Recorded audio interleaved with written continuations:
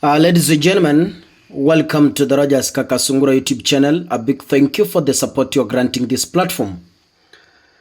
In May 2022, a few months to the general election, I recall very well, nakumbuka vizuri sana, William Ruto stood on top of a vehicle and said, politics of deceit, politics of conmanship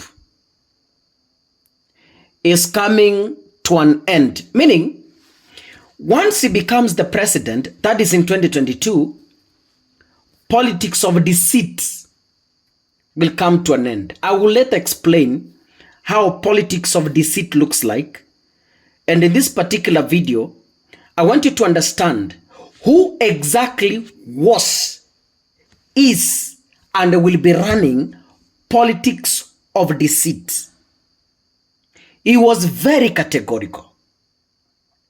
And I'm going to share with you Musalia Mudavadi's prophecy.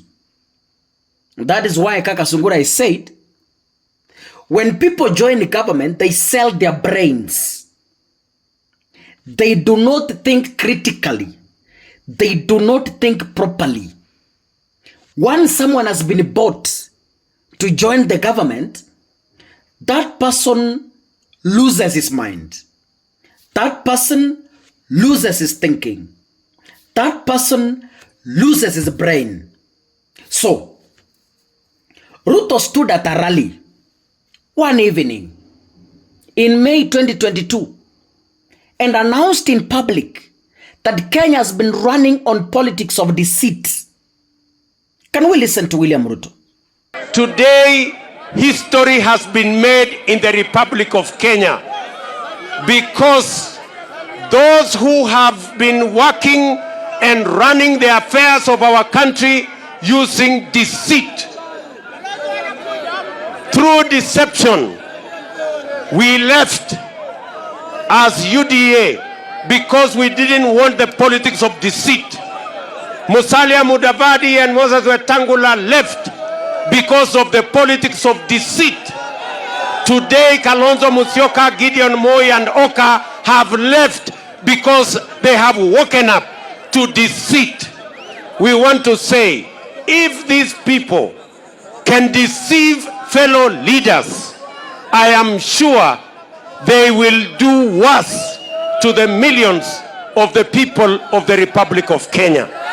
And I want to tell them, good people, you can cheat some people sometimes, but you can't cheat all the people of Kenya all the time.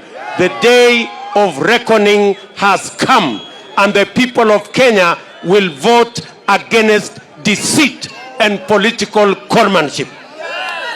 Now, I think Musalia Mudavadi saw this in advance. He saw this in advance, and where he sold his mind to, I really don't know. Because Musalia, before the 2022 general election, when William Ruto was a deputy president, Musalia alieleza vizuri tabia ya William Ruto. He explained using examples. Akasema, in Kenya we have a problem. And the kind of governance I have seen from William Ruto is not governance unless, as Musalia Mudavadi, I do not understand what governance means. Wakati huo Musalia aliona na akasema, but mahali Musalia alipotelea akauza akili yake, akaanza kuimba bottom up. Mimi hata nashangaa huyu watu wa Kakamega, watu wa Western, si mtuambie jamani, ni nini kilifanyikia Musalia? Musalia is not the kind of person we knew. Musalia is not the politician tulijua katika serikali ya Uhuru Kenyatta. I don't know what really happened. Maybe the people of Western, the ancestors, the great grandfathers, maybe you could be having what is really happening with Musalia Mudavadi. Musalia ameuza akili hii yenye anaongea hapa. Musalia ameuza chama chake. Sasa mzee mkubwa amebaki bila nyumba. Can we listen to Musalia Mudavadi towards the 2022? It's an old clip before the 2022 general election, and this is Musalia Mudavadi speaking. For 10 years, come 2022, we shall have been led by the Jubilee government. But right now, ladies and gentlemen, we are seeing things that are unbelievable.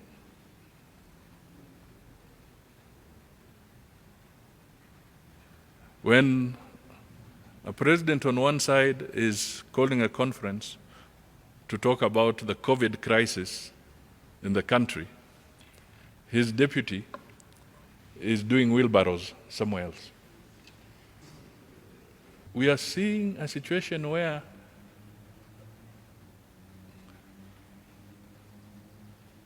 somebody is disowning their own boss.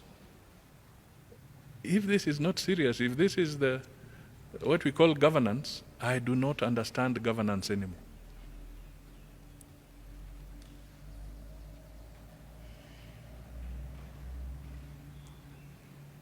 How can you be part of a government? We are reeling from the impact of debt from that government. We are seeing higher figures of poverty. We are seeing increased corruption.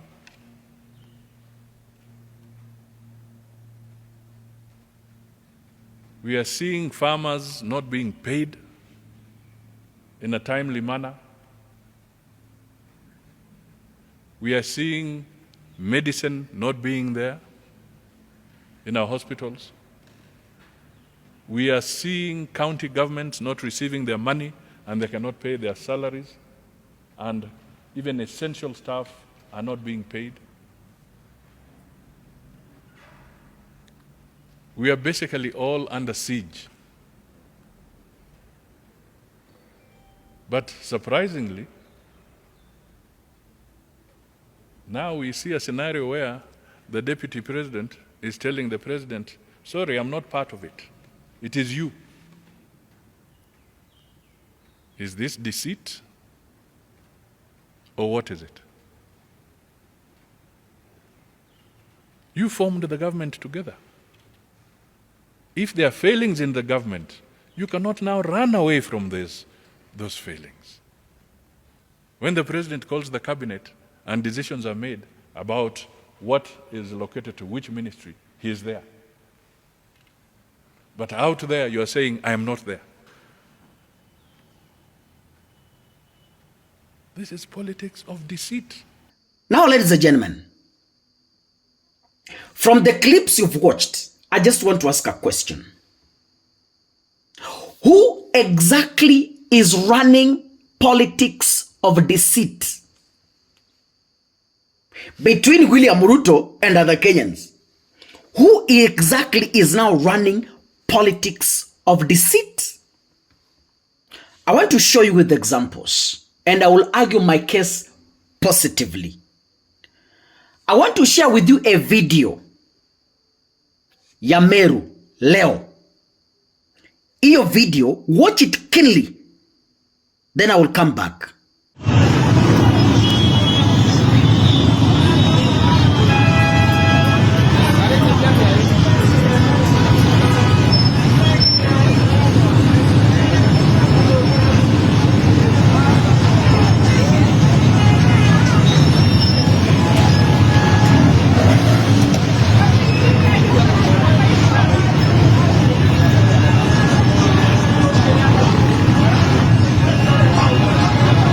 Ladies and gentlemen, hao ni bodaboda. Nao bodaboda unaona wamebeba akina nani? Watu wawili wengine watatu. Hao watu wanaenda wapi? They are being transported from one region to another kwa sababu they are going to be paid kushangilia Ruto.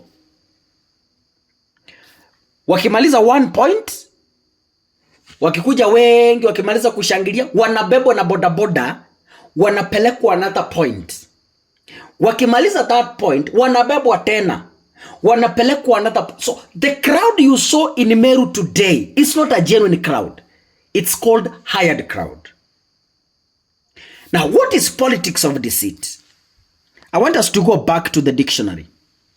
The term deceit, according to the Oxford Dictionary, means the action or practice of deceiving someone by concealing or misrepresenting the truth.